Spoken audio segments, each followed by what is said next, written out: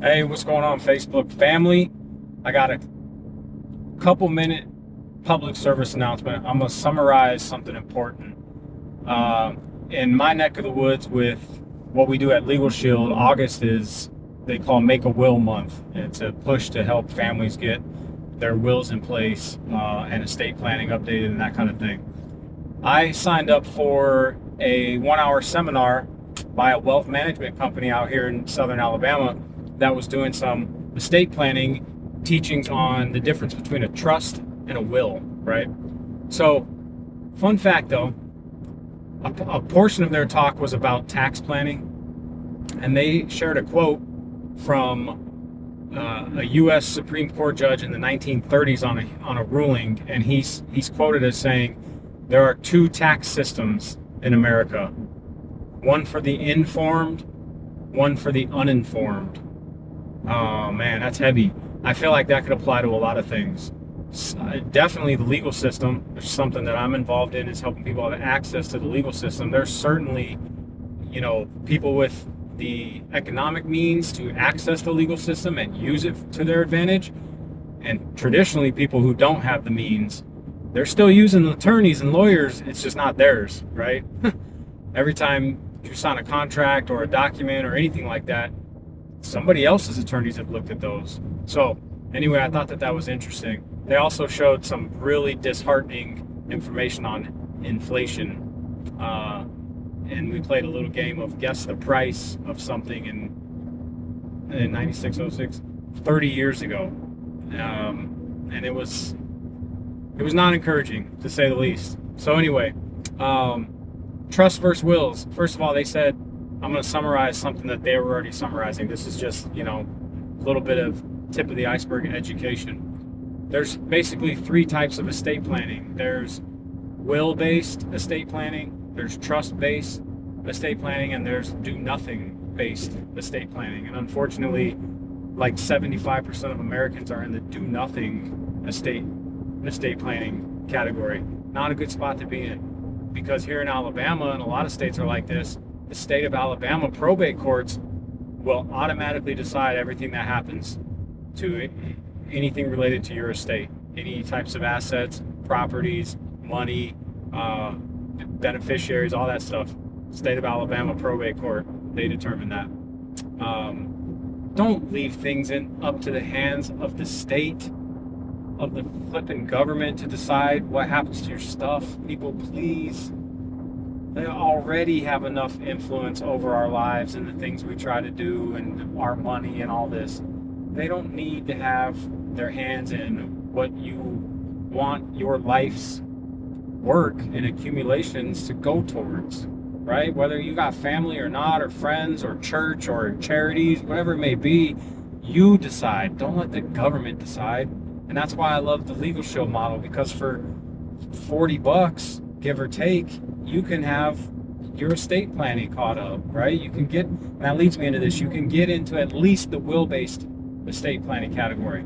Now, their wealth management advisors said that there's a section of the population that needs to get into the trust base, which adds layers on top, but everybody needs to at least be in the will-based category, okay? The will-based category essentially encompasses there's four documents in the will-based. There's the actual will.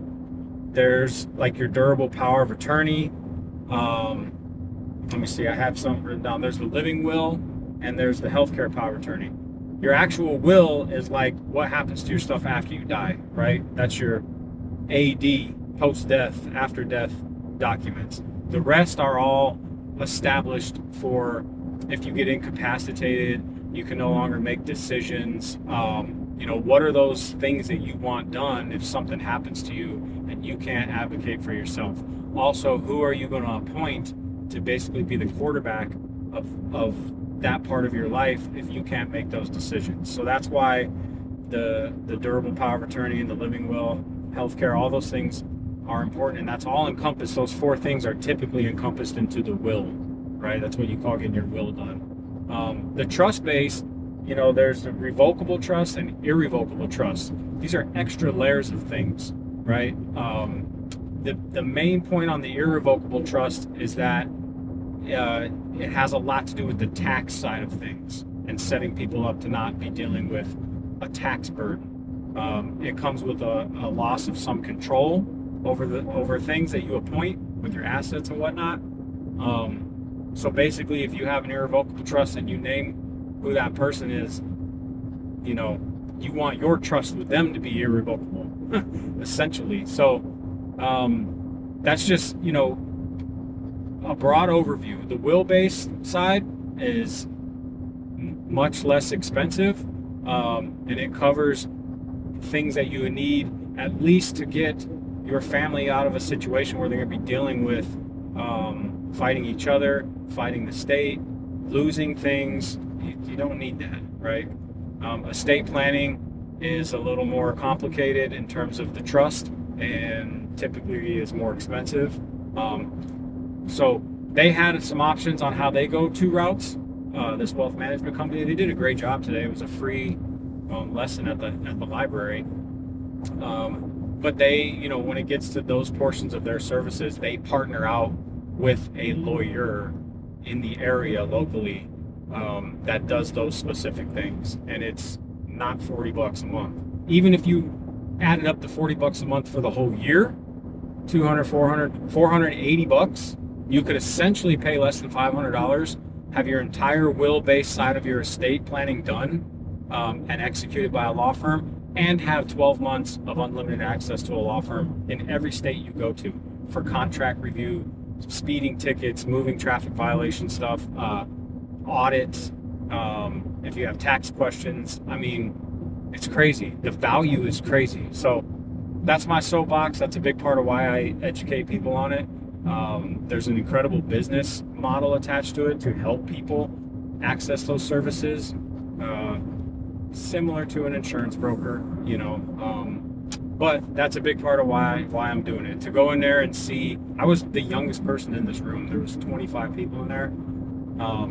I was far and away the youngest person. So there's people obviously that are, what's the old saying, right? You see the light and you feel the heat, or you feel the heat, you see the light, something like that. And you get towards the end of your life and you really realize, like, this is something I need to do. And the typical barriers is money and not knowing where to turn. Legal Shield solves both of those. So it's an incredible program, but it was sad and encouraging at the same time to go to this seminar and see so many people that don't have any of this type of stuff in place.